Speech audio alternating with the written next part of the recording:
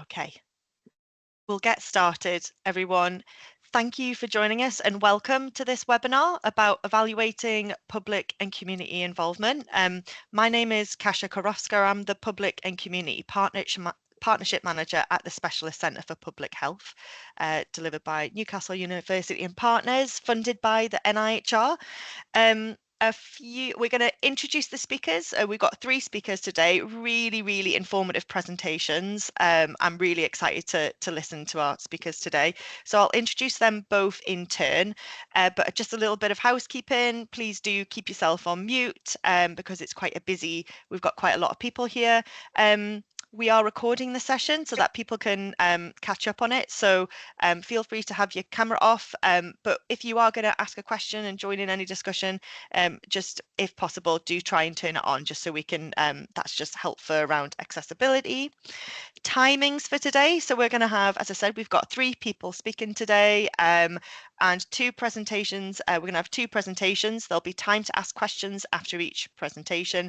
They're going to talk for about 20 minutes with 10-15 minutes to ask any questions. And then we're going to have a comfort break. And then Gillian, our third speaker, is going to talk, and there'll be some time at the end for any wrap-up questions as well. We'll see how the conversation goes and how many questions we get. We might finish a little earlier than 12 o'clock. We definitely won't keep you longer than that. Why are we hosting this session? So this is the second of 2 public and community partnership training sessions that we have delivered now at the centre. Nicola Sheen, our training manager, has been working hard to offer a wide range of training sessions, but public and community involvement, or what is commonly known as PPIE, patient and public involvement engagement, came up really high on the list of priorities when we talked to local authorities about what they would like us to cover in the training sessions. So we've already had one session which was about demystifying what is public involvement, and this second one was the second priority that the colleagues were telling us, which is how to evaluate public involvement as a priority. It is a really important part of the journey around being able to evidence how people and communities make a difference in the public health research happening. And the one message I'd start off the conversation with today is that there isn't a holy grail on evaluation. There are many different ways you can do it. And so we really hope that you get a feel for some of the ways that you can do it with our expert speakers today talking. So without further ado, I will invite Dr. Bronja Arnott, to be our first speaker. Bronja is a public and patient involvement engagement methodologist with the NIHR Research Support Service here at Newcastle. She also leads for the NIHR School for Public Health Research Voluntary Sector Evaluation Scheme pilot, and is a knowledge exchange broker in public health for NIHR First Fusion. And Bronja's work blends research, practice and lived experience in order to improve outcomes and decrease inequalities. Bronja first used Ripple's effect mapping technique in a first fusion project with Blackpool HDRC community co-researchers, and she's going to be talking about that project today. She did also lead a workshop earlier this month with North Yorkshire HDRC with the support of the Blackpool colleagues and myself, and we did a trainer-trainer session around ripple effect mapping with colleagues at North Yorkshire, which went really well. So we are looking at whether we could do something on this longer term. But yeah, Bronja is going to tell you a little bit more about REM and help you understand what it is and see how you can apply it in your work. Thank you, Bronja. Thanks, Kasia. And hi, everyone. I'm really pleased to be able to join you today to present this work on behalf of our team. It's not just me who you will hear from today, you're also going to hear a little bit from the community co-researchers themselves later. So if we could move on to the next slide. We know that if we want to improve health and well-being for everyone, we need to reduce the stark inequalities that exist. And one way that we can do this is by designing more inclusive research. So if we move on to the next slide, we know that peer research is an approach to making research more inclusive. It's a participatory research method that empowers people to affect positive change in their own communities. And community co-researchers are members of the public with relevant lived experience who receive training and support to undertake research activities. So community co-research is therefore quite a specific way of involving people and communities in research. And I'm going to be talking today about how we evaluated the community co-research model. But as Kasia mentioned, there are other methods available. So if we move on to the next slide, please. As a bit of background, this project was a cross-NIHR collaboration. The NIHR have invested in 8 FIRSTs, that's Public Health Intervention Responsive Studies teams. And they, one of the teams they have invested in is First Fusion, and I'm the knowledge exchange broker for that team. They've also invested in the Health Determinants Research Collaborations, known as HDRCs, and these HDRCs are often embedded in underserved communities with stark inequalities, such as Blackpool. So Blackpool HDRC applied to the NIHR FIRST scheme and were allocated to work with First Fusion on this project. Next slide, please, Alex. The initiative that Blackpool HDRC wanted to have evaluated as part of the FIRST scheme was the Cosy Homes in Lancashire, or CHILL scheme. And this was an initiative that was being delivered by 14 local authorities in Lancashire, and it aimed to be a one front door to improve property warmth. They wanted to know what helped or hindered residents to apply to the scheme, and were particularly interested in whether there were any groups that were underserved by the current offer. So First Fusion and Blackpool HDRC set about working together to do this evaluation of CHILL, and Blackpool HDRC had just recruited some community co-researchers who would be involved in the evaluation. Next slide, please. The activities that the community co-researchers were involved in across the project included co-developing the topic guide for interviews with residents, identifying suitable community venues where the interviews could take place, anticipating barriers that we might face to recruitment and suggesting solutions to these, co-facilitating interviews with researchers, excuse me, and they also informed how to evaluate their role. And that's what I'm going to focus on today. Thanks, Alex. So the evaluation of CHILL had its own questions, but I was interested in, as a knowledge exchange broker and PPIE methodologist, was about asking questions about the community co-research model itself. So the questions that we came up with that we want to ask about the model was, how does the community co-research model facilitate the engagement of underserved groups in the evaluation? And how does the involvement of the community co-researchers in the evaluation impact upon them themselves? And then can we explore these questions through ripple effects mapping? So on the next slide, if you haven't come across ripple effects mapping before, then it's quite a creative and innovative way to capture the impact of an initiative. It's got its roots in community development, and therefore it seemed like a good fit for the community co-research model. Ripple effects mapping is a participatory approach, so stakeholders are very actively involved in the process, and it also is a very strengths-based method, so it enhances motivation and empowerment through realising and celebrating successes and progress. On the next slide, please. Ripple effects mapping is about understanding contribution. So when I think about having an impact, I think about throwing a stone into a pond. And when the stone hits the pond, you get a splash and you see some ripples, and you can say that you caused that. That technical term for that could be attribution. However, in the real world, it's never as simple as that. In the real world, there'll be lots of other people throwing stones into the same pond as you, and it can be hard to know the difference that you've made. And it's the same with initiatives in communities. You know, there can be national policies having an impact, other people also delivering initiatives in communities, and you don't necessarily know what your impact has been. Ripple effects mapping allows us to talk a bit more about contribution. So you can understand what you might have contributed alongside others. And ripple effects mapping also allows us to capture both the intended and unintended impacts. So if you throw a stone into a pond, you might intend to cause a splash and some ripples, but what you might also do unintentionally is scare away some wildlife that's been near the pond. And so we are always interested in, when we're delivering initiatives, is to understand the unintended impacts as well. And unintended impacts aren't always negative. Sometimes they might be positive. For example, if you throw a stone into a pond at the same time as somebody else and it lands in the same place, you might get a really big splash. You might not have intended that, but it might have a positive impact. So the same is true of initiatives delivered in communities as well.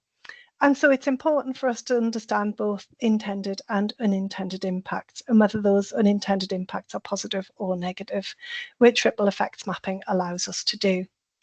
So some other things that you might be able to learn from ripple effects mapping include who has been impacted by your initiative, the time taken to see changes, what difference an initiative makes to people's mindsets, and understanding capacity building. So ripple effects mapping allows us to look at what's going well, what could be even better, and to think ahead about next steps. And you don't have to wait until the end of a project to use it. You can use it throughout as an ongoing tool. And so for these reasons, we thought that ripple effects mapping was right for us. So on the next slide, thank you, Alex. Just in terms of practicalities, when we've run ripple effects mapping workshops, we've always invited stakeholders with a knowledge of the initiative. They can have varied knowledge, but they have to have some level of insight into the project itself. We aim for around 4 to 8 people per map. You can have more people, but then you would need more maps and then to bring those together. And it's useful to have at least one trained facilitator per map. And I would definitely say have lots of large sheets of paper, pens, and lots of different colour post-it notes. So if you could move on to the next slide. Thanks, Alex. In the workshops, we always start with some small group introductory conversations, and then we move on to getting people involved in the mapping process and adding further details. And then we aim to get them to identify some really significant pathways or ripples that run through the map. And then finally, we end by reviewing the process. So on the next slide, you can see that this is what a ripple effects mapping workshop can look like. On the left, you can see us with the community co-researchers busy doing our mapping. And then on the right-hand side, you can see one of the many flip chart papers that created the map. This was the first ripple effects mapping workshop that we did back in May 2024. Can't believe it's a year ago. I should have mentioned that all of the ripple effects mapping workshops that I have done have been in person, but you can do them online. The context to this workshop was that the community co-researchers have been involved in the project since January 2024. And during that time, they'd been doing all of those activities that we do in preparation for research, designing topic guides, identifying community venues to interview residents. And then they were just about to start their interviews. And we did a ripple effects mapping workshop to understand what had been going well and looking forward to the future as well. And as well as being involved in the workshops themselves, the community co-researchers have also been involved in analysing the maps that came out of them, but a little bit more on that later. And start to understand some of these pathways a little bit. So the first pathway that you saw on the map related to the ripple of the impact of the community co-researchers being involved in the evaluation, what impact that had on those co-researchers. And we've called this the pathway from imposter syndrome to research ready, because they said that they felt like imposters at the start, and then once May came around and they were about to be involved in the interviews, they felt much more research ready. And so this was an intended impact. We had been aiming to develop them personally and professionally. And we did this through things like regular meetings, often in person, and collaborative working through equal partnerships. This led to us building trust with them and clarifying expectations about their role. And they felt much more supported and their confidence increased. We had some really early and quick wins, which they felt were important. And I should probably note this, that there was an unexpected impact in the fact that this way of working together actually not only impacted the community co-researchers, but also all of the organisations that were involved. So on the next slide, I asked the community co-researchers how they wanted to be involved in the webinar, and they said they would prefer me to include some videos of pre-records that they had done for us. So here is Sandra telling us a bit more about Pathway 1 from the workshop.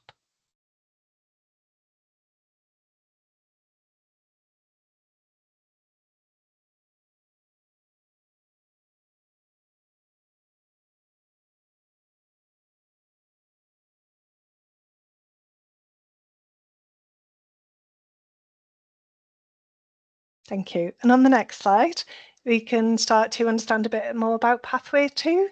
So we called this from underserved to included. And again, this was another intended pathway. This was about making the CHIL evaluation really inclusive to ensure that underserved groups could participate in the research.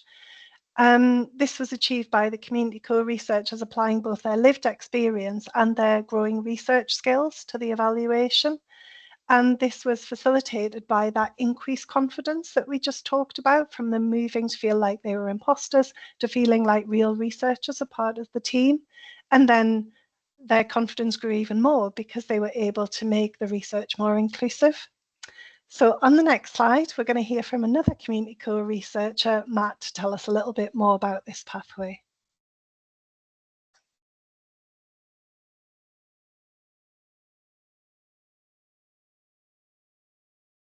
And on the next slide, you can see the third and final pathway from that workshop was looking forwards. One of the things about ripple effects mapping is that we don't just necessarily have to look backwards, we can also anticipate what might happen in the future. So we asked the community co-researchers to think about how they would feel after they had done the interviews. And you will see that they said they felt like they would have more confidence to go on to do bigger projects, that they could undertake further personal and professional development. And one thing they wanted to know was how would they know if they had reached those underserved groups? And they were looking forward to seeing improvements to CHIL because of their evaluation. So on the next slide, you can hear from Sharon, another community co-researcher, to tell you a little bit about this pathway.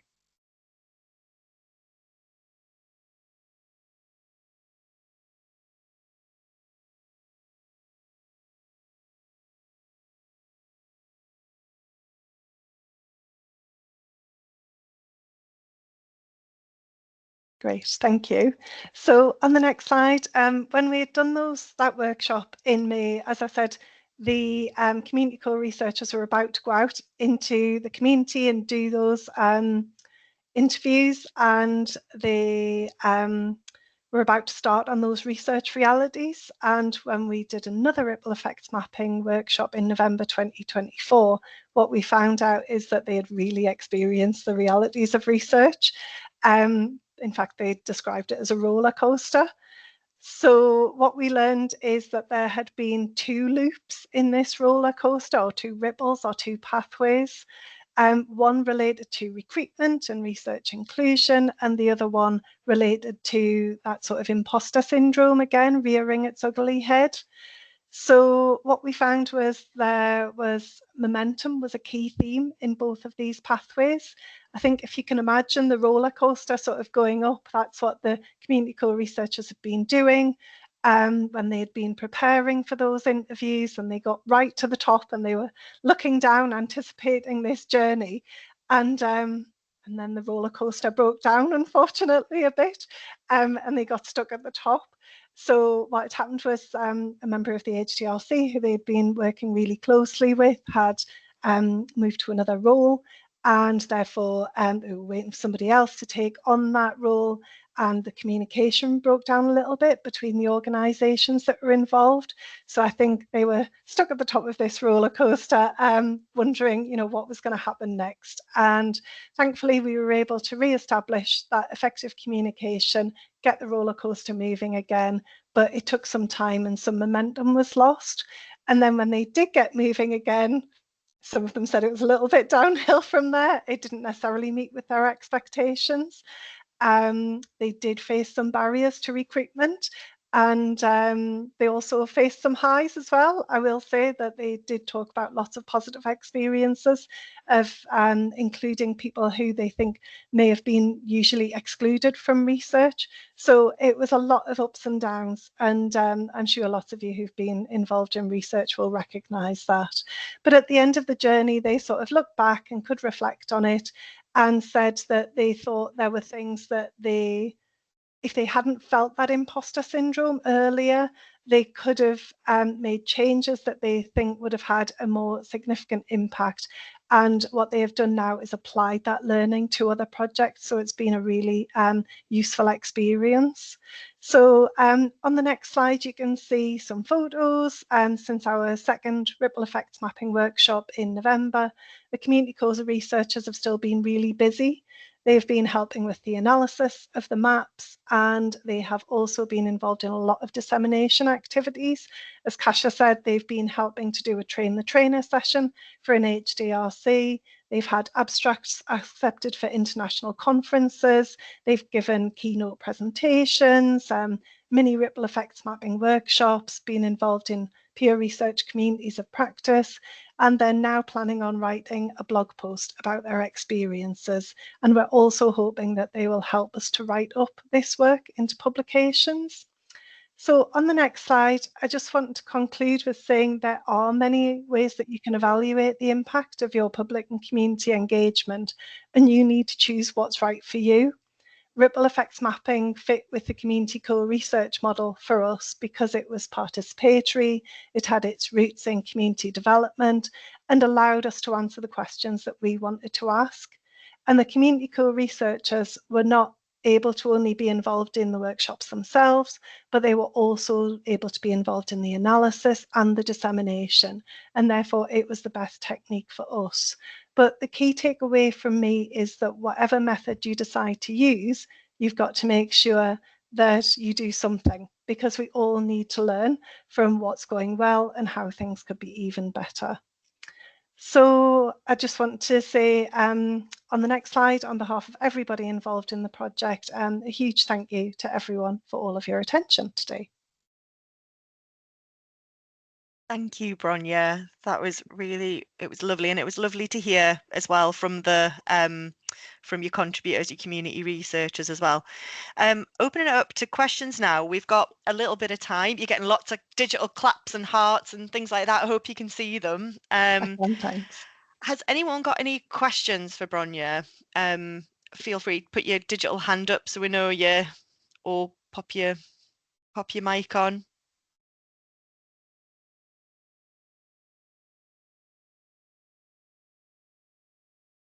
I've got a question for you, Bronya, while everyone's having a think if they've got one. What do you think about, have you used other methods before, or is this the first one that you'd kind of used? And yeah, just wondering, have you used any before, and how does this compare with that? No, we hadn't used any before, and so this was the first one that I had used, and therefore I think it is about getting the right fit between what you want to find out and the different techniques that are available. And I think, obviously, as I said, this was quite a specific, model that was quite new and innovative, and therefore we wanted to use a really sort of creative and innovative sort of method to explore it as well. But I do think you need to think about what your sort of aims are and what you're trying to evaluate, and make sure there's just sort of a really good fit between them. Thank you, And, Bronya. obviously involve your public contributors and communities in sort of making that decision as well. Yeah, very important point. Jane. Hi, Bronya. Good morning. That was very lovely. Thank you so much for sharing. So my name is Jane Hemuke. I'm a researcher from Sandwell Council. I just want to find out were there members of the community from the underserved communities or ethnic minority communities involved in this peer research program? And if there were, how did you recruit them and get them engaged in this? Because I know these were communities that are very hard to engage in research. If you want to share, and I can see some of your pictures or the videos, there were none. So if you want to explain or clarify that, thank you. Yeah, thanks, Jane. I I should say sort of Blackpool HDRC were the ones who recruited the community co-researchers, and they had recruited them before First Fusion became involved, so we weren't part of recruiting them in any way. They actually have, I mean, we had 4 community co-researchers who worked with us as part of this evaluation, but they have sort of a bigger bank of them. So they have a youth group and also a sort of adult group. And I think there is quite a lot of diversity among those groups. I think there was less sort of ethnic diversity among obviously the ones sort of who we worked with, but those were the ones who we were allocated to work with. But I think the community co-researchers really try to put themselves in sort of the shoes of those other groups and had a lot of learning from their own sort of lived experience of, you know, people who they knew in their own lives that they brought to it. But yes, we realised that the representation could have been more diverse, and I think it is more diverse within the sort of wider groups of community co-researchers. It just seemed that these were the ones who I think put themselves forward to be involved in this project. But yeah, I think there's something that we can take forward from that and try to ensure that there's always sort of real representation, diversity going forward. Thank you, Bronya. We've got some questions in the chat. Lisa's asking, saying thank you for an interesting presentation, and wonder if you could say a little more about how community co-researchers participated in the analysis of the data. Yeah, so we did the ripple effects mapping workshops in person, but we did the data analysis online. So and we used a digital tool, Miro board, and people can move around post-it notes. So I took all of the hard copies of those flip chart papers and post-it notes and put them onto a digital Miro board as they were sort of laid out in the workshops themselves. And then we said, you know, does anything need to be, you know, sort of, is anything sort of coming out as a sort of pathway and things like that. We had discussed some of this sort of in person, but it was really sort of refining the process. Yeah, so I think that's sort of the key thing, that they were sort of actively involved online in that data analysis, and then hopefully they're going to be helping us to write up the work as well for publication. And as I said, they've been involved in dissemination too. Great, thank you, Bronya. And the other questions from Keaton, do you have any resources which provide more practical advice on the actual process of conducting ripple effects mapping? Yes, so there are some great resources out there. There's something like a handbook for ripple effects mapping, which I'm sure we can sort of direct you to afterwards. There is also a really useful bit of online training that's available. Again, I'm sure we can sort of link to that resource as well if people are interested. And as Kasia said earlier, we did sort of deliver a sort of train the trainer model with an HDRC. Including the community co-researchers, and I think, you know, they found it really useful. So that's something else that we can think about as well. But yeah, we do have some resources we can share.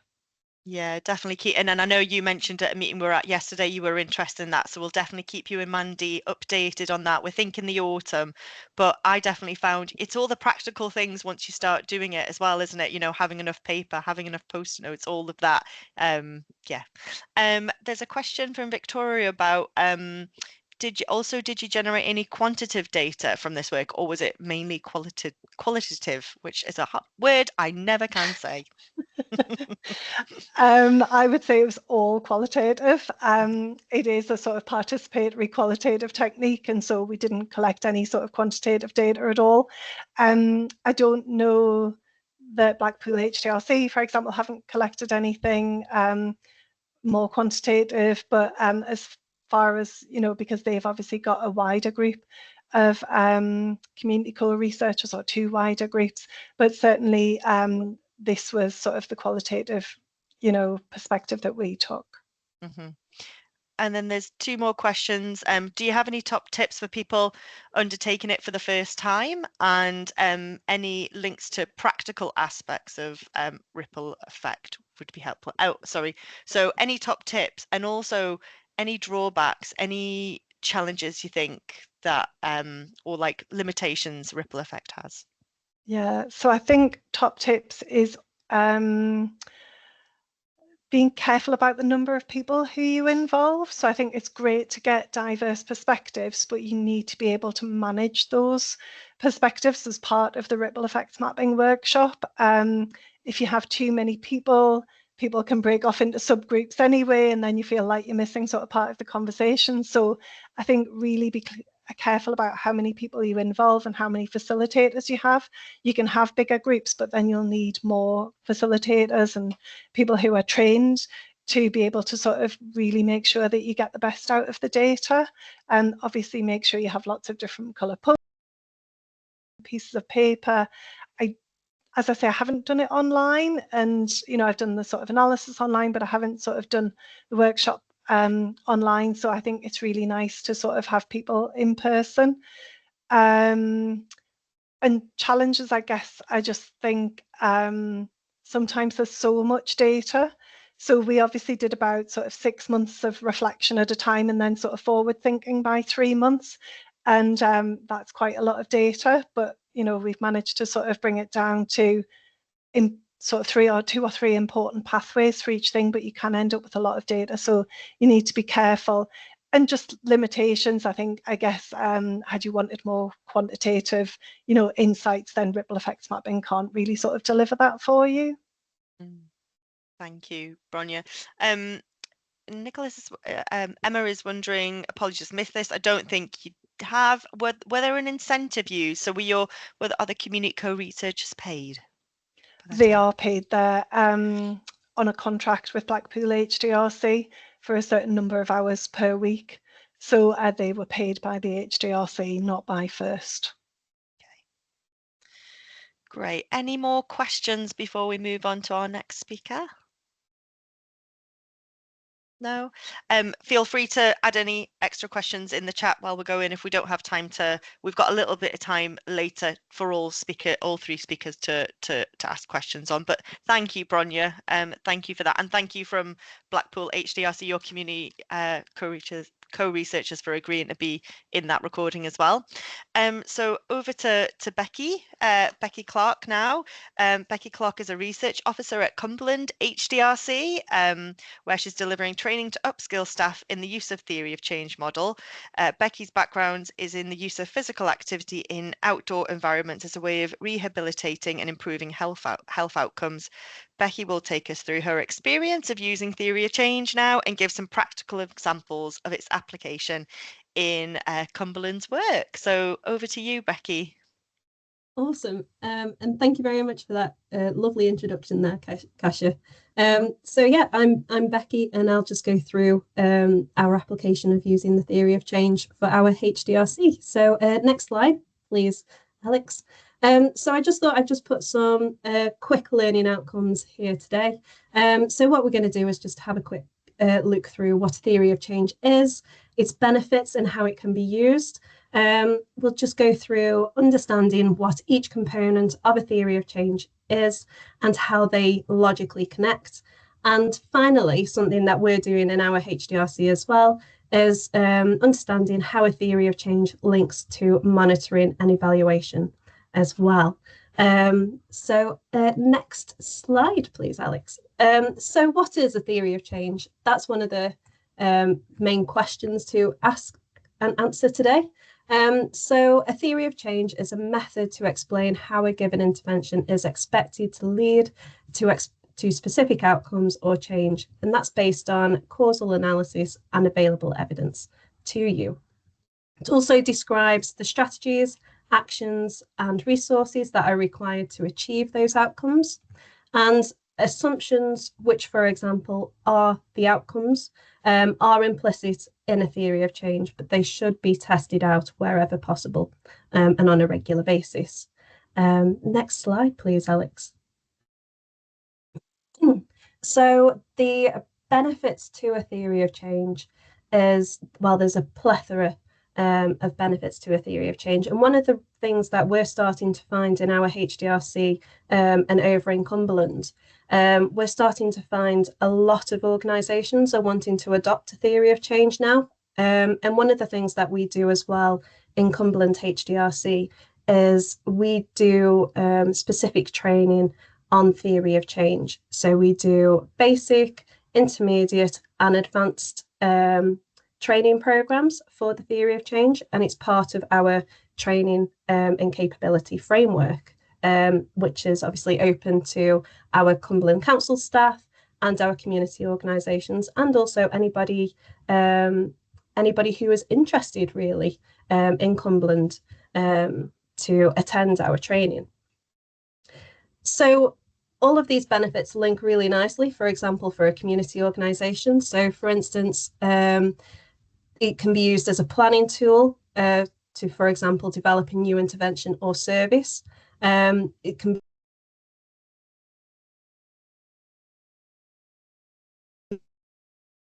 Apologies, I just got muted. That's all right. I'll Go for it, Becky. I'll go for it again. So one of the many benefits to a theory of change is that it can be used as a planning tool. So for example, to develop a new intervention or service, which is often used for community organisations and for us within the council as well. It can be used as an evaluation tool. So each section of the theory of change can easily be evaluated, from the inputs to the activities, to the outcomes and outputs, and also the aim of your project. It can be used as a funding tool. So for example, many funders now require a theory of change, and that's what we're starting to see more and more in funding applications. So it really succinctly communicates how your project will work. It can also be used as a marketing tool, so get across key messages with a one-page diagram. So for example, and I'll be showing our example of, well, our HDRC theory of change, which is a bit much, I will be completely honest. But one thing that we did do in terms of, for example, in terms of marketing, is that we worked quite closely with our community advisory panel, which is a group of organisations who are supporting Cumberland HDRC, and to keep accountable of how we engage with our communities. What we have done is, rather than just a box standard theory of change, we have replicated that into, for example, a recipe card. So that shows everything that we've kind of done, but in a more succinct manner for our communities. It can also be used as an induction and training tool. So this will hopefully help staff to understand the interventions and what their roles are within those interventions and those projects. And then finally, it can be used as a quality assurance tool. So this helps definition and the measurement of quality for a project. Next slide, please. Awesome. So what I'll go through now is just the components of a theory of change. So we've got 7 components here, and these are the ones that we have we have used in our theory of change for the HDRC. So for example, you have your usual context. So it's the assets and needs of the people you aim to support, or it's a statement that describes the situation and need. So that's basically what's the background, what's the reason for, what's the project going to be. Activities, really self-explanatory. It's the things the people who come to the project will take part in. And also you can also name the things that people will do. So what are their roles?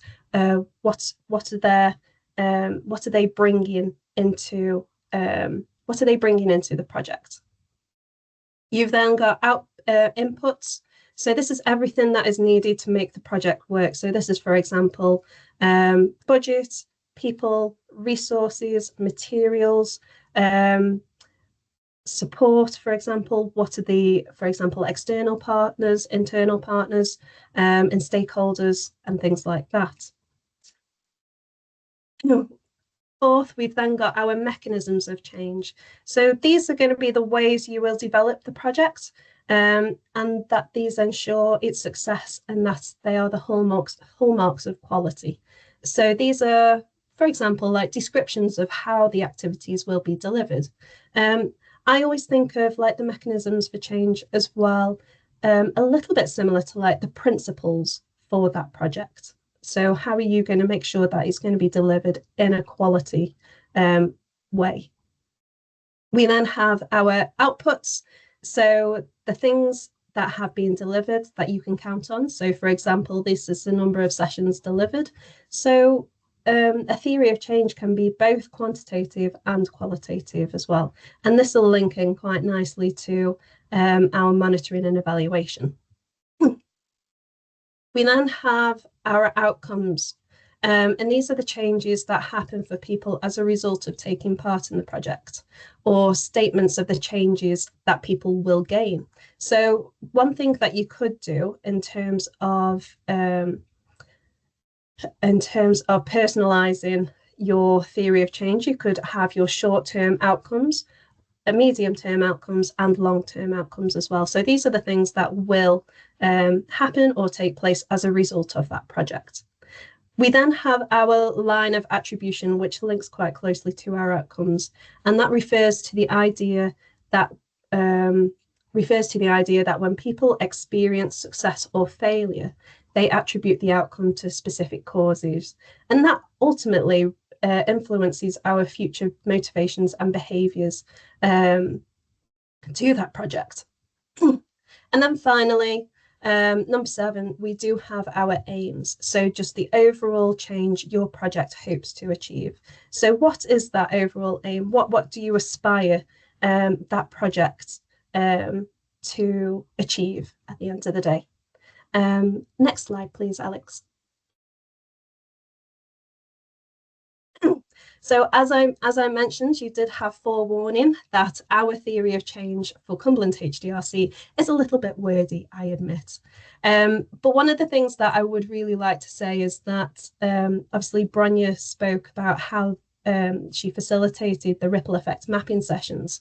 We did something really, really similar to trying to pull together our theory of change for Cumberland HDRC. You can absolutely take a participatory approach to developing a theory of change. And what we did is as a team, so this was very much internal, so it's more our internal governance as a HDRC. We spent a number of days developing our theory of change, absolutely with different shapes and colour post-its all over the walls, all over the table, just to inform our work streams, for example, what our short-term outcomes could potentially be, what our long-term outcomes are. And as you can see there, so our context is obviously in Cumberland. We have limited use of evidence and research in Cumberland Council, but we do have great commitment and buy-in to the HDRC. And we have a really strong voluntary sector and new opportunities. So for example, in Cumberland, we have the Pears Cumbria Medical School that's up and coming. And we have ultimately, again, our context, our overall context is we have a coastal and rural and dispersed range of communities with multiple health inequalities. We then have our inputs, which is obviously we were successful in our HDRC funding, and that is obviously over a 5-year period, and that is creating 13 positions within the HDRC and within Cumberland Council. We have our wonderful partnerships and networks that are inputting into our HDRC. We have council staff capacity, and we also have additional research funding secured as well. So that ultimately, those are all of our inputs that are hopefully going to make our HDRC successful. We then have our activities. So for example, we had, and as you can tell, we did this. I have just seen that question. HDRC stands for Health Determinants Research Collaboration. So apologies for not saying that earlier. So we have our activities. So we were recruiting for our roles, alliance building. So building further community organisation relationships, or not just community organisations, but also academic partners, stakeholders, and businesses as well, and commercial opportunities. We needed to develop our council research governance framework. We had to develop our training and capability development. We've also got our community engagement and empowerment. We like to keep it real. So we've got research, evidence, evaluation and learning. And then our comms and dissemination and evaluation and sustainability. Ultimately, these activities have also informed our work streams for our health determinants research collaboration. So now, for example, I lead on the community engagement and empowerment work stream, and we are intending to see the outputs and the short and long-term outcomes from that community engagement and empowerment. Again, what I said earlier in terms of our mechanisms of change, we want to make sure that our HDRC is accessible. We want to make sure that it's relational rather than transactional. We want to be transparent and facilitative, and we want to be supportive, approachable, and evidence-informed. So these are all the principles, or as we should say, the mechanisms of change that we are hoping our work takes place in. Outputs, as you can see there is a range of obviously quantitative and qualitative outputs. So for example, number of staff, that is something that we can monitor and evaluate against.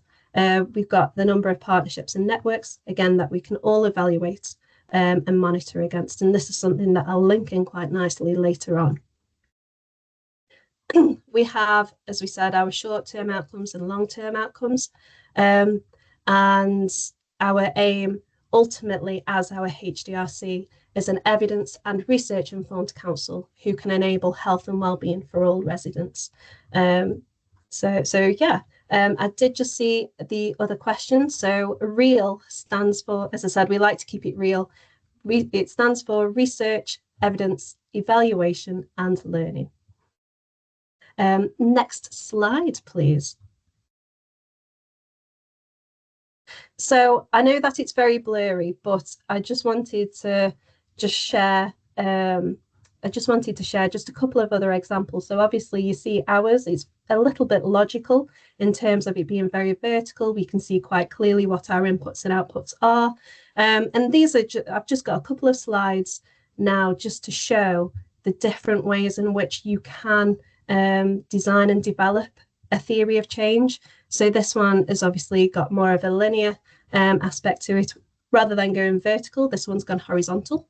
And also you can see the relationships between the outcomes, the outputs and the outcomes. For example, you can also see in our previous slide with our HDRC theory of change, we color coded it in comparison to doing the arrows and where the relationships lie. Next slide, please. As well, as you can see here, this is one taken from the Family Holiday Charity's theory of change. You can make it as visually pleasing as possible.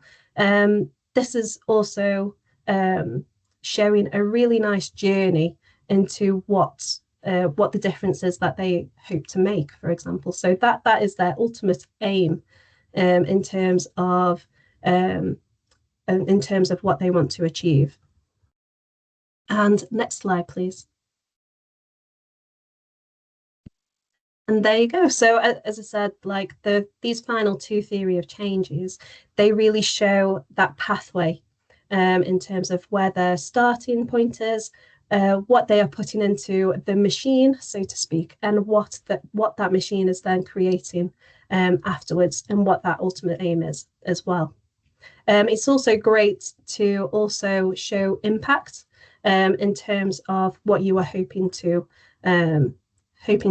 really create as part of your project. Next slide, please.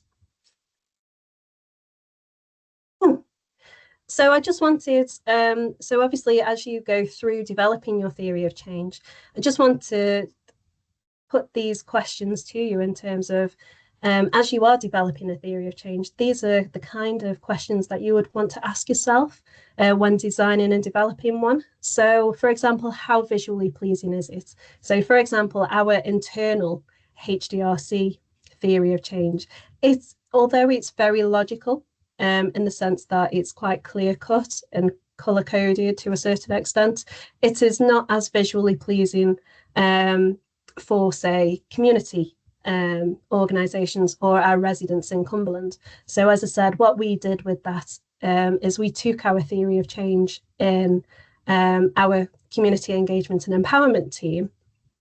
We took our theory of change and we changed that into a recipe card. So we had our, and apologies, I haven't got an example of it, unfortunately, but it shows what are the ingredients, what's the method that we're going to do, and what's going to be the overall product of that. So, for example, you make a cake, so you have your ingredients, the method of baking that cake, and then the end product would be hopefully a really nice iced cake.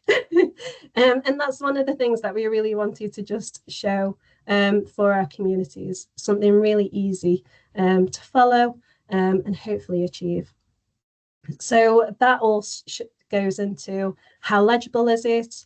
Does it have all the necessary components? Is it logical? And what are those assumptions? So what are those outcomes that are being made? And what strengths and weaknesses does it have? Do we need to reevaluate it on a yearly basis? Next slide.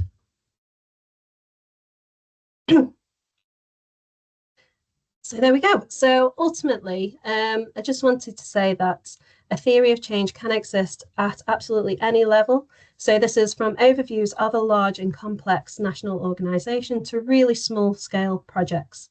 The smaller the project, absolutely the more detailed the theory of change. Our theories of change can be aspirational and designing what will be, or reflective, showing what it is. Also, I've always fallen into this trap myself, but I find that keeping it really simple for a theory of change is key. It's something really easy that I find you can overcomplicate quite quickly. We've got it there that the process of developing a theory of change is as often as useful as the end product. And as we said before, it is a great tool for co-production. We did it absolutely quite participatory as a HDRC team. We started it from the very beginning, and now it is basically the basis of all of our work streams and our monitoring and evaluation. And finally, a good theory of change is just one that accurately reflects what is happening or could happen, and it is ultimately underpinned by evidence. Next slide, please.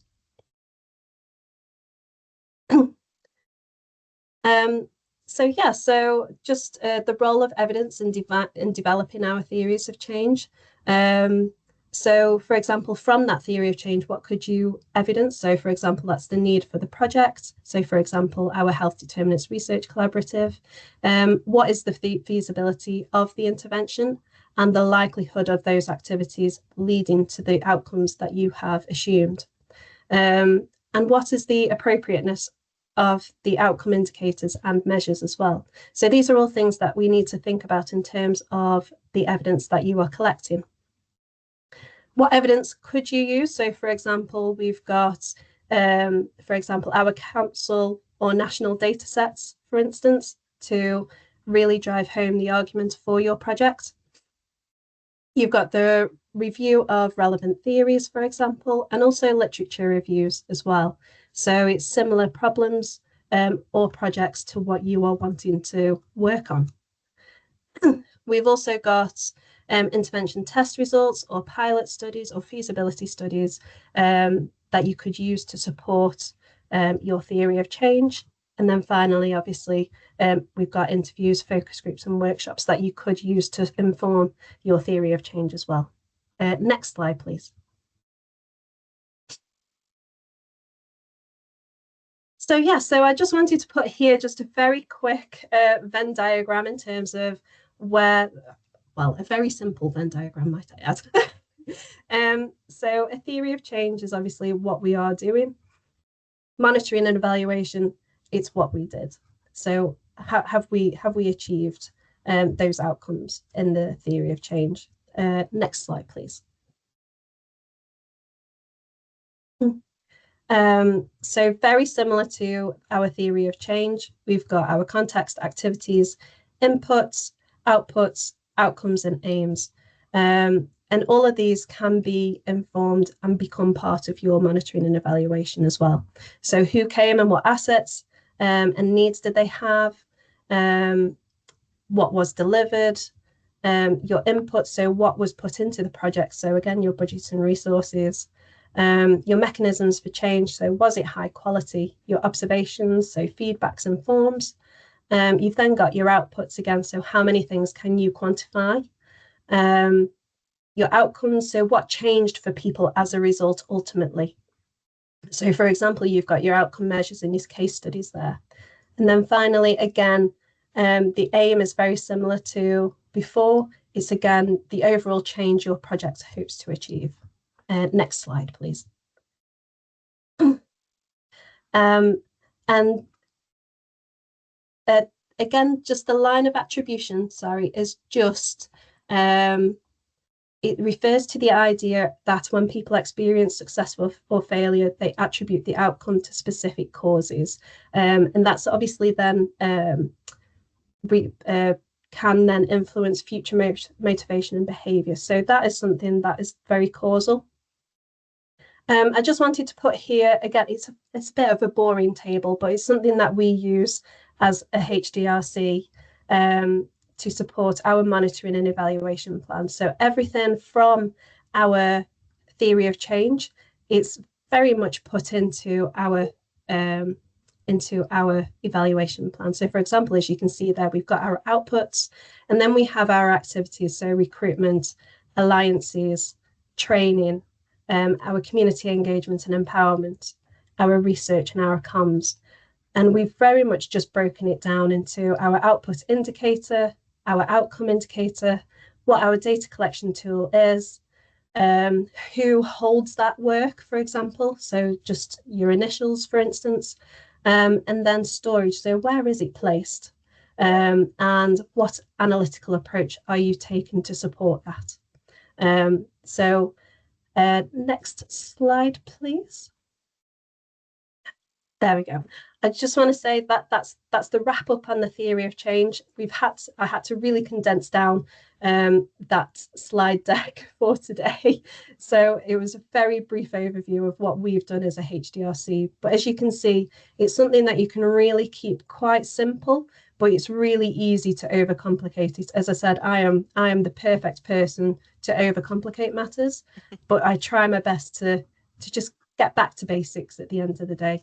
And you can create a theory of change that is both either logical or very visually pleasing as well for a range of audiences. And the link between the theory of change and evaluation is really clear cut there. You've got it nice and simple in terms of a monitoring and evaluation plan.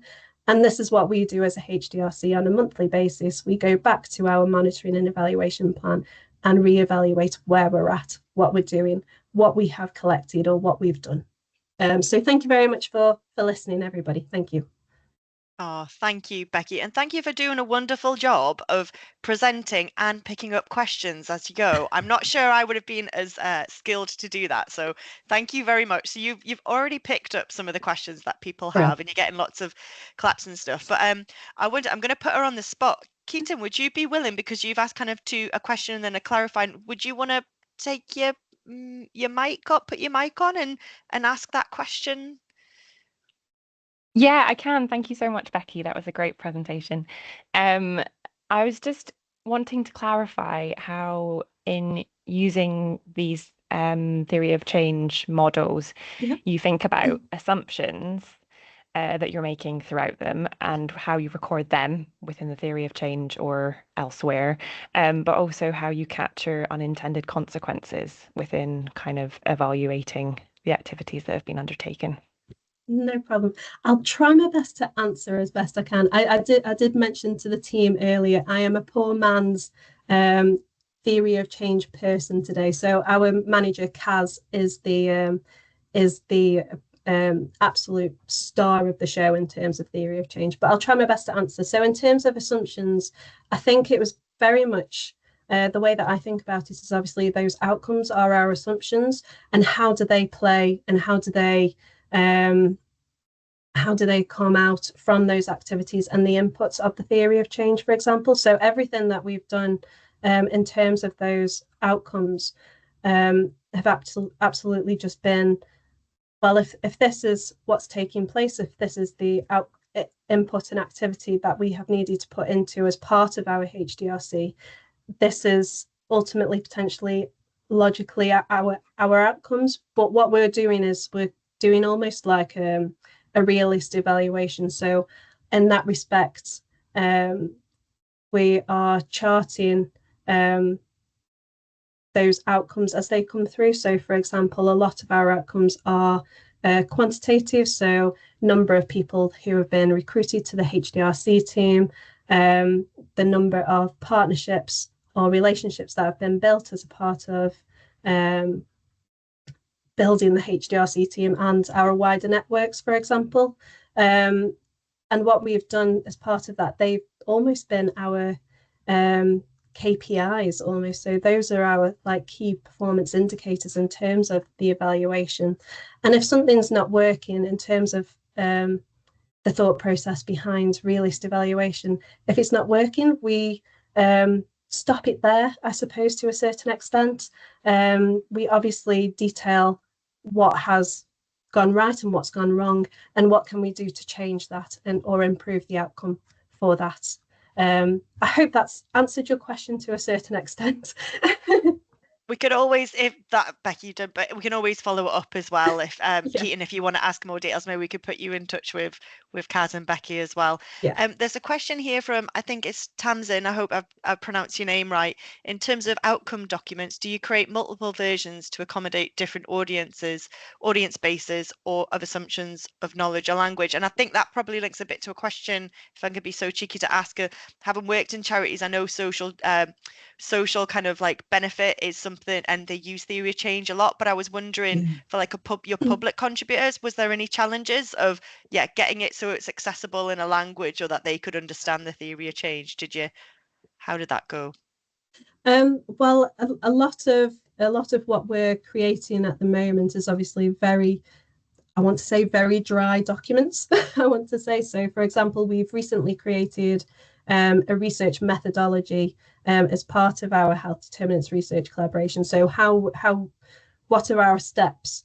What are the phases of work that we're trying to do to support interventions for reducing health inequalities? That is a very dry, almost 40-50 page document. What we have then done is we've condensed that down into ultimately a 2-page summary.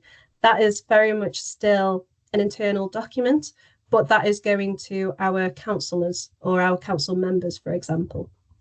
One of the things that we're doing to support that for external facing, for example, is it then is currently sitting with our community advisory panel. So again, as I said before, they are our community organisations who are keeping us accountable as a HDRC on how best to go about community engagement and empowerment within our communities in Cumberland.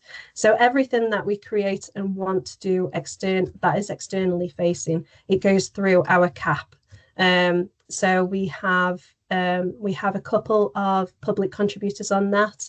We have an NIHR research champion on there as well. But also, as I said, all of the community organisations are well versed, obviously, in terms of how best to share information. So we very much take a lead from them. That's why, for example, our theory of change for external facing has turned into a recipe card, and I'll be really happy to share that with you, Kasia, if you want to share that with the team. And as I said, that's very much condensed that really really heavily wordy theory of change into a really nice A5 leaflet that we now take out when we are doing our community engagement.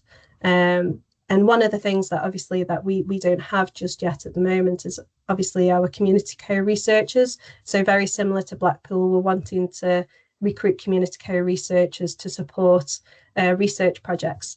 And once they come into their roles, I'm sure that will just get even better in terms of supporting our external facing documents to ensure that they are accessible and things like that.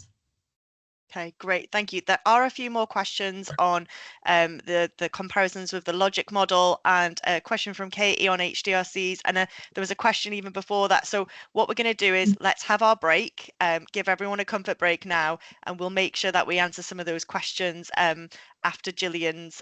Okay, I'm calling it 20 past. So Alex, if you can move us to our slide. I hope everyone is back and ready to hear from our final speaker. I'd like to introduce you to Gillian Samuel, who's the Senior Public Involvement Coordinator at the NIHR School for Public Health Research. And Gillian's role is facilitated by the McPin Foundation, a mental health charity who believe that lived experience should be at the heart of research. Gillian has a wealth of experience in co-designing, co-delivering and evaluating innovative community and public-led research. And she has a passion for broadening public participation to ensure that outputs are meaningful and for building understanding between academic researchers and peer and public contributors. Gillian's going to tell us now about an adapted version of PIRIT. That's the Public Involvement in Research Impact Toolkit that she's been working on. And I can't wait to hear about this because we know that many have looked at PIRIT but kind of got a bit scared by it. So it will be lovely to hear how you found it. So over to you, Gillian. Thanks very much, Alex, and thank you everyone for joining me in this presentation today on the Public Involvement and Engagement Impact Log in the Public Mental Health Programme. So like Alex says, I'm Gillian Samuel. I'm the Senior Public Involvement and Research Coordinator, and I'm based at the McPin Foundation, but working in the School for Public Health Research. Next slide, please. So today I will be speaking briefly about the public involvement and engagement in the Public Mental Health Programme. This will set the scene for the context of the impact log. I will unpick the reasons why and how the impact log was created and attempt to explore its ambitions, strengths and weaknesses. There will be a chance to ask questions at the end. Next slide, please. So now on to putting it into context. Next slide, please. So I joined the Public Mental Health Programme as a peer researcher in 2019. I was part of a hub of 6 peer researchers who became involved in the various research projects across England. This was the first time that the public were involved in the programme, and we worked closely together to rise to the challenges and developed and we wanted to develop comfortable ways of being involved and having our voices heard. At the end of phase 2 of the programme, we did a review. Changes were made and we took the learnings and made improvements into phase 3. Importantly, at the beginning of phase 3, we moved away from being a hub of McPin peer researchers who cascaded through the programme. It was agreed that the research teams adopt a more autonomous approach to public involvement and engagement.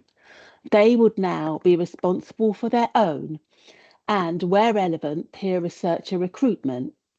So from 2021, I embraced the role of PI&E coordinator. I continue to support the research teams in their efforts to involve the public, not just through my own contact with each project, but by facilitating the co-production of systems which educate and support best practice in PI&E, such as the impact log, which we're going to hear about, but also the PI&E charter, which is a set of guidelines created for best practice in public involvement and engagement. Next slide. So why we created the impact log. Next slide. So now that the public mental health research projects were autonomous with regards to involving the public, for me, this raised the question of how to keep track of activity. What public involvement, what public involvement was being done across the entire programme? What difference was their involvement making? Were public partner ideas and suggestions being put into practice? Was EDI being considered? What were the principles behind involving the public into the research programmes? Were academics using guidelines? Was there a way of feeding back to those who had been involved what difference their involvement had made? So much of public involvement work was at risk of being buried within published papers. Next slide, please. So I was seeking a way of gathering all this information on a regular basis. I reached out to a colleague who made me aware of the PIRIT tracking tool, which was co-developed by public contributors and team members for use at the Marie Curie Research Centre and the Wales Cancer Research Centre. Through careful consideration over several months, we came up with a modified version of the PIRIT tool, which is now in use, although please note that it still remains a work in progress. I refer to our version as the golden triangle because it is a fusion of three objectives, like the three sides of a triangle. Side one, it allows me, the public involvement engagement coordinator, to keep track of all the public involvement activity across the programme. Side two, for researchers, it is fast and easy to complete, but meaningful enough to impact their thinking so that they can start to embed public involvement and engagement in their practice. Side three, for public partners, it is a way of feeding back and demonstrating clearly how their contributions have made a difference. Next slide, please. And now to the bit you've all been waiting for, the impact log. Next slide.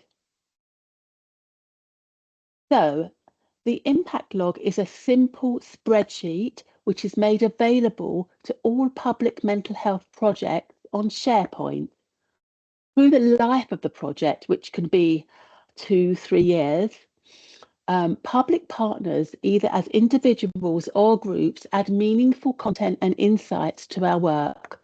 This can range from suggestions and ideas that help shape our research to editing documents, adding valuable insights from a lived experience perspective, and creative dissemination processes.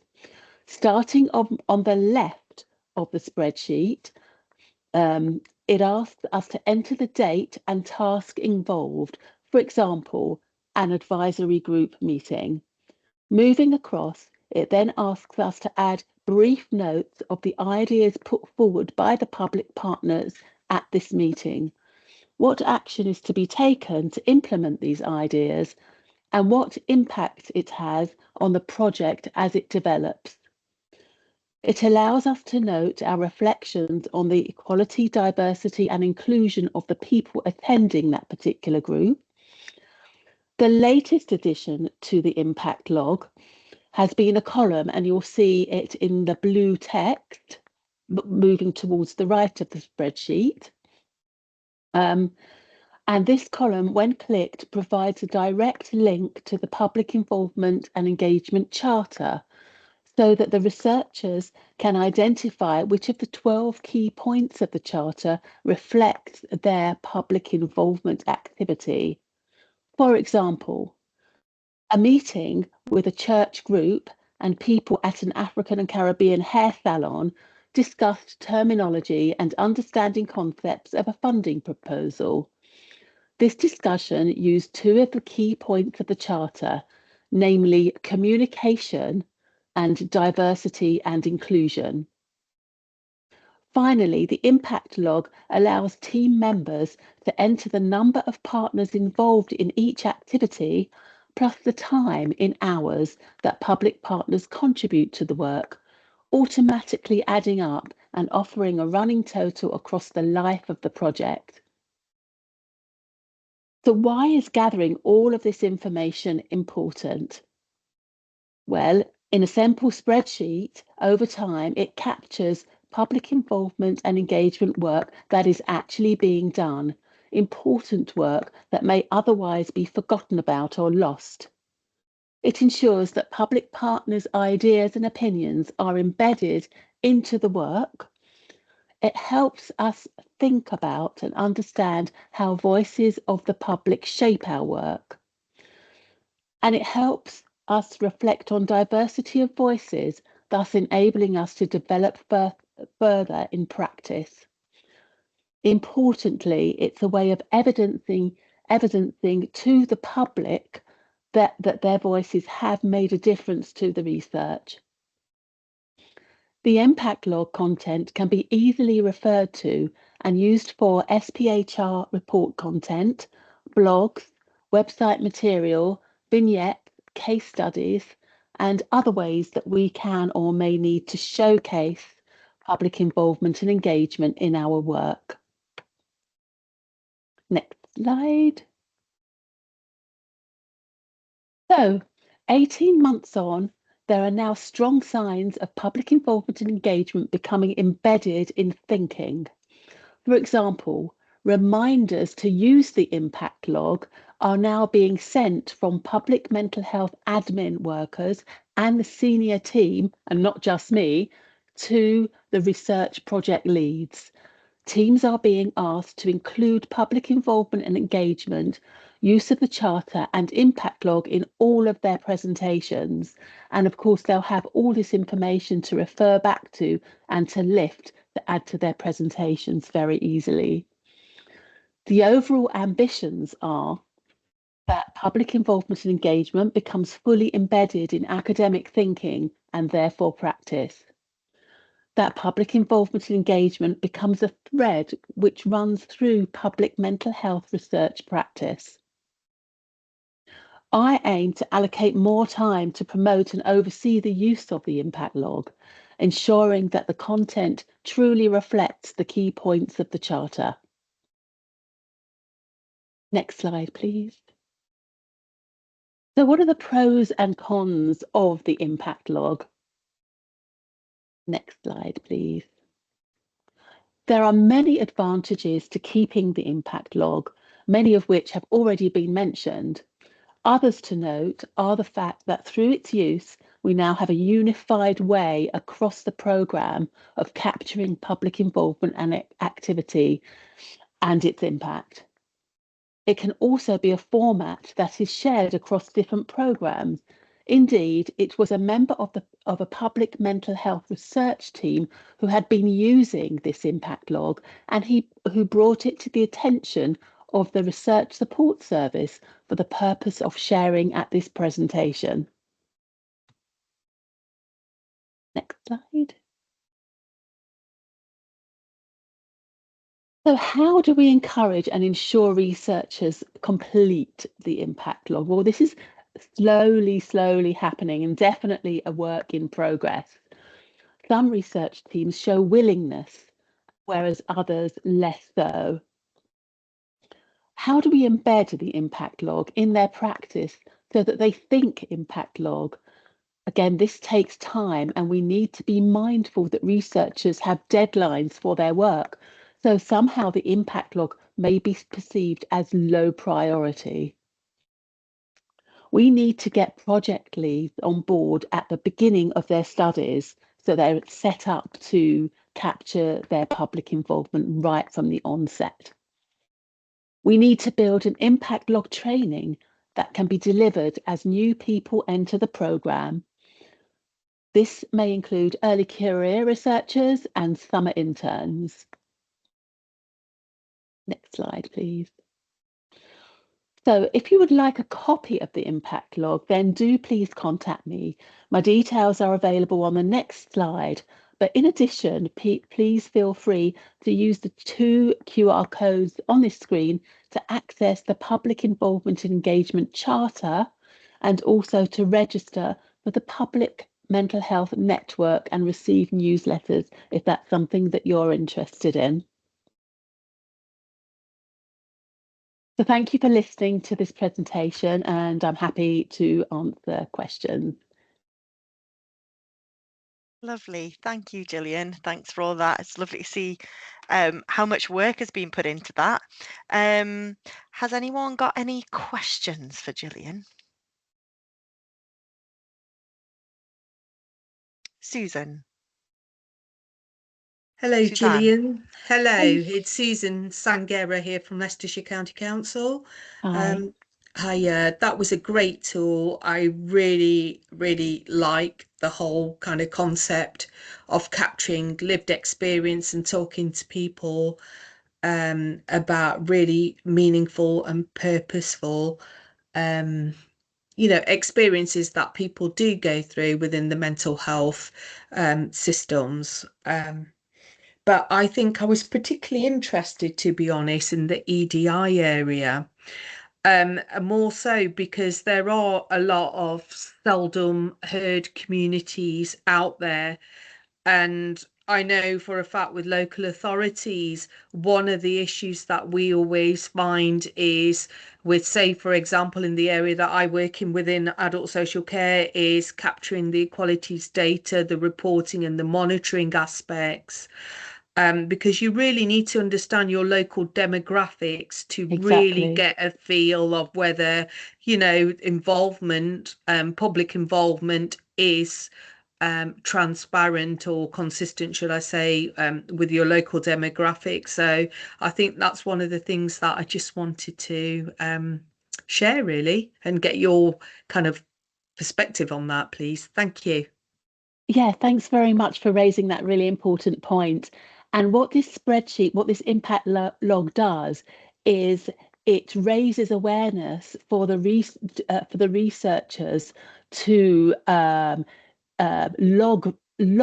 actually write down and reflect on the groups of the public that are getting involved. So, for example, they may be logging a workshop that they have that has just taken place, which is made up of members of the public in their particular research project. And when they log it, they realize that perhaps most of the people were from one geographical location, even though the research project is meant to be spread out across the west of England and in the northeast, for example. So that will make them think, well, actually, those people, and they know the demographics of those people because they would have asked them on an EOI form, an expression of interest form. So when they recruit the public to get involved in their research projects, the people who come forward will always be asked to fill in an expression of interest form, and the data is captured at that point, so that they will know by the time the impact log is written, they will know who's making up that group, and it will make them think, well, actually, no, we need to expand on that group and broaden involvement for next time.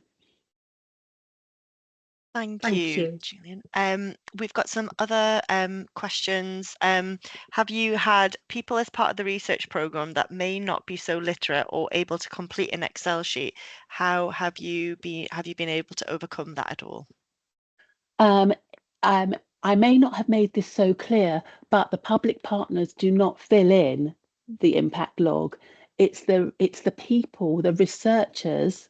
At the moment, it's the members of the research team who host the public involvement workshops, which inform the practice of their studies. So they will be hosting it, and at the end, the idea, and it doesn't always work, is that they go straight onto the impact log and they log only briefly. This isn't about writing essays in those columns, briefly, to log the involvement. But this is something that, as time goes on, we want to consider, because, in my opinion, all public involvement, all research workshops that bring in the public into their studies should be co-facilitated, and they should be co-facilitated by an academic from a university in the research team, and also a peer researcher or a public partner. And over time, perhaps it might be we might allocate the responsibility or the opportunity to fill in the impact log to the public partner who's co-facilitating. Thank you, Gillian. One thing at the centre, we're thinking about this as well, and we're looking at creating a log. We're thinking of maybe producing a very, very short form that our contributors could fill in, that would be generic to all the activities, to kind of capture it on a form, and then we were looking at if we could upload that or have it automatically go into it. We don't know. I don't know all the technology. We've got cleverer people, but we were thinking of having almost like a step for them to be able to put it in and not have to look at a busy sheet. But it would definitely be nice to keep in touch on that, and see how you go, and see if we can solve it together. Sure. You've got some other questions here. Let me just go back up. I think great to hear your presentation reflects the similar challenges so one of the challenges that colleagues are saying is getting other colleagues to get the impact recorded from the beginning, and that they definitely understand that challenge. Thanks for sharing. Do you have any other advice on trying to encourage your colleagues to complete it? You definitely said keeping it brief, making it brief for them. Is there any other advice you would give? Yeah, you need to sort of get allies in the process.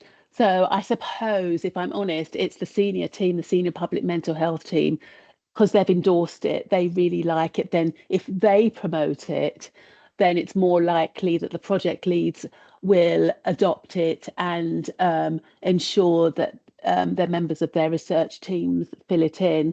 But it's becoming easier, and it's also, you could question how right is that they will listen to the senior public mental health team. But if I was to send an email around, it may or may not be received or acted upon.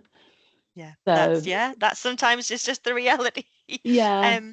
Tamsin, you've got your hand up. Do you want to ask a question or comment? Yeah, Gillian, I just sort of wanted to come in there with what you were saying. I work as a lived experience lead within NHS commissioning team, children's team, and I'm coming into the 4th year of this role now, and I found very similar challenges in terms of sort of the systemic embedding of lived experience, and almost you need those strategic, like key sort of strategic and systemic endorsement and leadership to be selling you. And it's almost they need to know who you are and what you're selling to them. They need to see the benefit of it. But I don't know if you found this as well, but it takes time and a lot of endorsement. I think one of the issues I came across at the beginning, I was being seen as the poorly person and not the professional, and actually having that voice in the room, because I make sure that children and young, I work in children's commissioning, and it's making sure that children and young people and young adults, their voices are non-tokenistically heard within commissioning decisions. So I'm sure that there's quite a lot of overlap in terms of what we do. But it's really interesting to hear what you were saying around, you need those senior commissioners, senior partners within local authority, within NHS, to create a buy-in element, and you need the programme boards and all of that to support that. So it's really interesting to hear that you're having similar experience, but in research, sort of commissioning research and sort of side by side. So thank you for your presentation. I found it really interesting, and it would be really great to link up and see how it goes. I wrote a framework with a couple of colleagues from local authority around working with lived experience, the values that you should apply, different types of engagement. And we put together an outcomes document, but it's more qualitative rather than sort of that sort of KPI structure and evaluation. So it would, and I'm delivering training across public health and NHS and the voluntary charity sector as well, to get that buy-in. So it'd be really interesting to see how those outcomes overlap. I promise this isn't of me selling myself, by the way.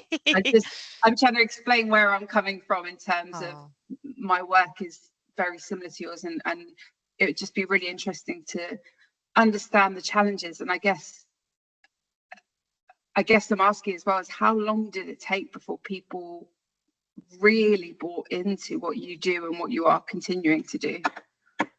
Okay, thank you so much for all of that. And so much of what you're saying resonates with me. Just to go back to the early part of what you were saying, being seen as the poorly person and not a professional, and how that can impact us, especially when we're early in our involvement in research. And my comment about that was when I started back in 2019 as a peer researcher, a person with lived experience coming into research. There, as I said, there were a group of 6 of us, and we became the face of mental illness. It really felt like that. We were nothing less and nothing more than that. And it became extremely uncomfortable. And so that one of our learning points after 2 years, we thought, this has to change, and changes were made. Ourselves as peer researchers, we were only being given like 30 seconds to say our name and what we did as a peer researcher, a person with lived experience involved in research at the end.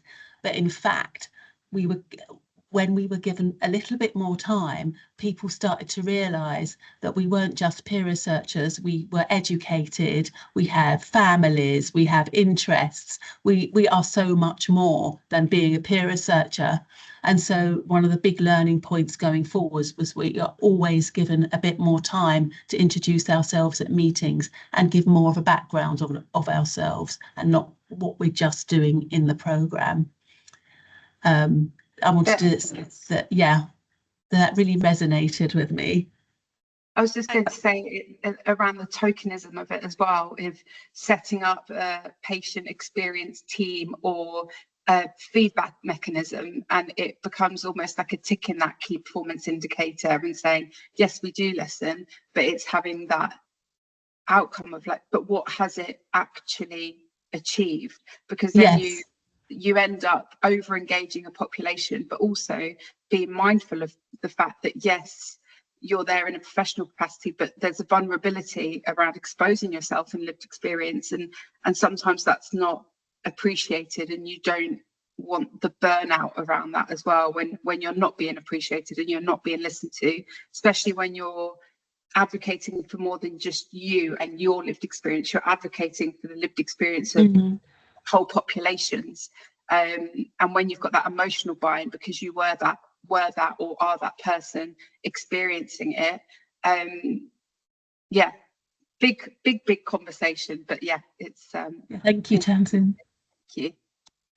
Victoria, you did have your hand up, but then it's gone down. I just wanted to check before we move on to anything. No, I just put I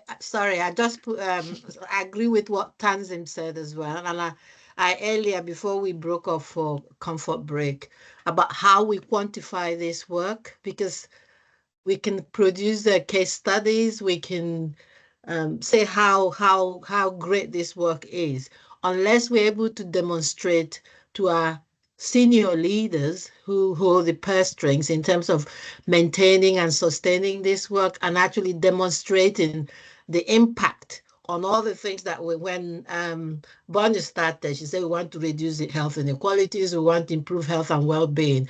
We need to link the two. We need to show how we actually impact on this, because I have a community development background. I'm a consultant in public health. I fight for community level research, but the challenge, which has always been with qualitative studies or qualitative participatory, whatever shade of qualitative approach to research, is that link with population level indicators. How can we demonstrate that what we are doing is reducing inequalities, is reducing demand in social care, is contributing, is reducing smoking prevalence, is doing all sorts of things that public health is bread and butter for public health, which people look up to us to say, how much are you impacting with all the money you have, with all the public health grant, how much are you impacting all these population level indicators. Just wanted to make it. It's a challenge, but I think we need to think about it, how if we want to sustain this kind of work, which is really, really very good work, but we need to move from, I know we've got the theory, we've got the practice. Now we need to move to more substantial, demonstrable, quantitative outcome. Yeah, thank you, Victoria. And hopefully some of these models might give everyone food for thought of how that might be able to be used to evidence it. I think any role where you're trying to increase community or public voice always comes, you always kind of, the role includes challenge and changing cultures. I think that's just part of the course of these kinds of roles. So thank you, Tasman, Victoria, for sharing that. Susan.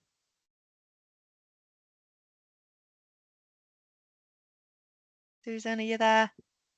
You had your hand up. Was that a accident hand? Interestingly, yeah. Hi, Cassia. Hi. Interestingly, during Gillian, your presentation and a lot of the comments that Victoria's made, in relation to the impact, the actual impact itself and the measure within the tool, what I would like to see in there, I mean, I'm probably talking more so from a local government perspective, as well as research, is when we talk about impact, there's impact in relation to policies, internal policies, and we refer to charters, but what about policies that we've got in place? In particular, say for example, whether you're doing research, let's stick to equity and EDI. And, I know that we've got an EDI policy, and how you can kind of interweave that golden thread. I don't like using that term because it's been, around for a while now, but it is almost like that unification and ensuring that there's a degree of, overlap and interlink. And I think it's so important, not only with the research aspect, but in terms of policies and procedures that we do have within organisations. Thank you. Thanks, Susan. I'm conscious of time, and there was some questions to all of the speakers that kind of came. There's a couple of ones that were more to everyone. So if it's okay, I'm just going to move on to some of them, and everyone's put in the chat different examples, different toolkits, different frameworks that people can have a look at as well. So thank you so much. But something that was asked a little earlier on, and this is to Bronya, Gillian, and Becky, was around publishing and ethical approval around that, and just with, I think, Bron, you definitely mentioned around that. Any advice, any guidance on that? Just to say from our perspective that we did have ethical approval for the work that we did with the community co-researchers. Obviously, a lot of public involvement work doesn't need it, but because we were working alongside an evaluation, we had ethical approval anyway. But I know there are sort of other projects that wouldn't, but lots of people do publish with public contributors, and there are journals that are sort of very accepting of that. So I think it's just about working within that sort of system. But I know there are definitely challenges to publishing with public contributors, yeah, but we did have ethical approval. Thanks, Bronya. We might pick this up. We do have a session happening in September on ethical practice in public involvement. So we might, but Becky, anything to add? And Gillian? I'll go first really quickly on the theory of change. I suppose for us internally, obviously we didn't, because it was obviously setting up our project in the first instance, and we were working together as a team. I believe obviously going forward and obviously using a theory of change for funding applications as well, it's sort of that first step, sort of my thought process is, but obviously working within a project, obviously co-producing a theory of change as part of a project as well, I would be keen to potentially have ethical approval, just so that everything is covered, and so that any public contributors or for public involvement and community engagement, you are up to standard, I would like to say, and covered ethically in terms of that. So there's the fine line between obviously consultation, co-production and research, and that's something that we are currently struggling with as a health determinants research collaboration for that. So a grey answer from me, unfortunately. Apologies. And Gillian, you did have your hand up. Is there anything you wanted to add to that? Just to quickly say that, you know, there's a huge range of research projects going along and happening simultaneously in the public mental health programme, and individually they will always have ethics approval where they feel it's required, but also to say that, you know, if it's public participation, it's not always required, but we do have safeguarding procedures in place, especially if they're young people. That's something that is looked at very carefully when we involve young people in research projects. Okay, there has been a lot of, there was a question around collecting demographic data, and I know a couple of people have put some links into that. We probably don't have enough time to cover that now because I need to wrap us up, because I did say we would definitely finish at 12. Sorry we didn't get to everyone's questions. We'll try and look and answer them in the chat after, if our lovely presenters can. We will be sending a feedback form out for this session. We are considering future ones that we might run, so your feedback would be really, really helpful. You'll get an email link on that. We are hoping to run another session like this if the feedback is positive, where we cover some of the other evaluation tools we know colleagues have used. Those include something called Cube and GRIP2 and PIAF, and some other funny acronyms, but people have used them to benefit, so we want to share them in a future session with you. We are also planning a range of other public and community partnership webinars. They'll be kind of happening from September onwards. We'll be having a little bit of a break over the next few months, but that will include, we're going to be running a session with NIHR themselves around creating a public and community strategy for your local authority and for public health research, one on ethical practice to do with public involvement. We're looking at potentially developing a trauma-informed research webinar or training, some sessions around cultural awareness as well, and EDI. And finally, and most importantly, we're also looking at developing some public and community contributor training for themselves, that's targeted at them and supporting them. We're working with a number of contributors across the country to see what that might look like. So hopefully that will benefit you guys and your contributors as well.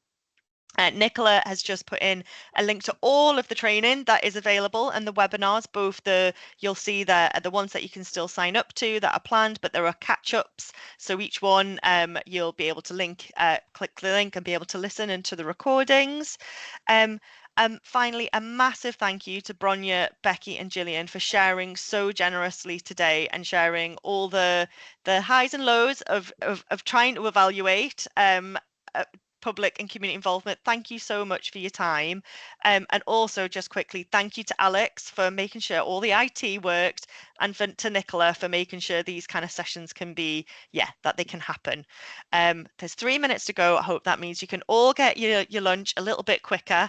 Thank you so much for your time today, and hopefully see you at the next one of these. Thanks everyone. Bye.